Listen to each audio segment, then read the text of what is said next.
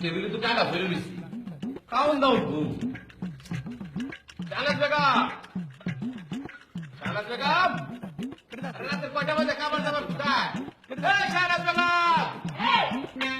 তুমি আমার বেমার কিছু করে হ্যাঁ দেখি গড় বাড়ি না তুমি বেমরাইতে সিনে কিটা কইলা তুমি আমি কি গরু ছাগল যে বেমরাবো জামাই কি গরু ছাগল বলে নাকি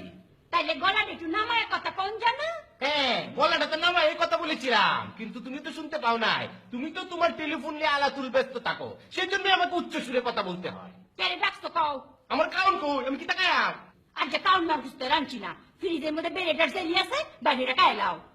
এটা কি দেখো রুটি কেমনে কায়া আমার মেয়ে মনে রাখি কবে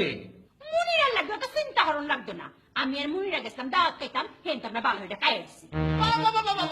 কি সুন্দর কথা স্বামীকে রেখে বউ দাওয়াত এসেছে স্বামী কি খাবে সেটার কোনো খোঁজ খবর নাই শাহনাজ বেগম তুমি কোন এটা আমার সাথে জুলুম করতেছ সিধা জুলুম এক বইরা বিয়ার আগে তোমার লগে আমার কি কথা আছে কত কথা কইছে কোনটার কথা কইতে তোমার মনে আসেনি এখন ব্যাপারটা ভুলে গেছে গা রান্না বাড়ালে কি কথা আছে এটা মনে হইতে দেখো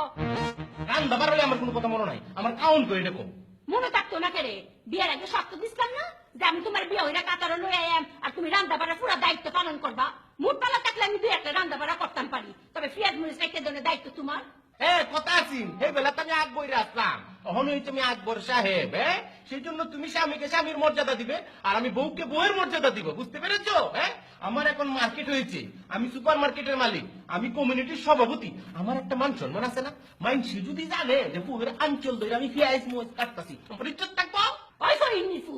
গোলামের ঘরের গোলাম হ্যাঁ তোর আবার ইজ্জত দিয়ে নে তুই তো সভাপতি হইছ মার্কেটের মালিক হইছ কেমন হইছ কেমন বাবা আমি আমার মেধা দিয়ে হয়েছি আমার পরিশ্রম দিয়ে আজকে আমি এত বড় হয়েছি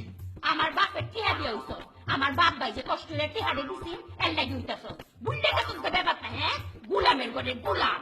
শাহনাজ বেগম এত বেশি কথা কও না তোমার বাপ ভাই কি আমার কাছে 1 টাকা পাবে ফাই ফাই করে তুমি আমাকে টাকা পয়সা করে হিসাব করে লয়ে গেছো বরং তো বেশি টাকা নিছো এই আমার ফুটাটা কই রে ফুটাটা কি গো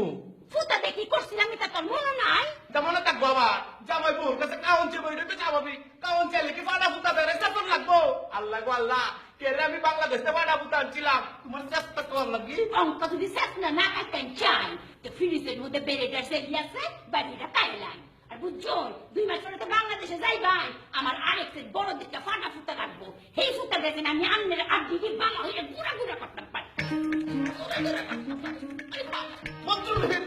রুডি আর ব্রেন কাউন্টার লাগে আমার বাপের বাস কাউন্টার লাগবে আল্লাহ আল্লাহ আর কইরা রে তোর শান্তি নাই কেরে আমি কাটা নাই বাংলাদেশে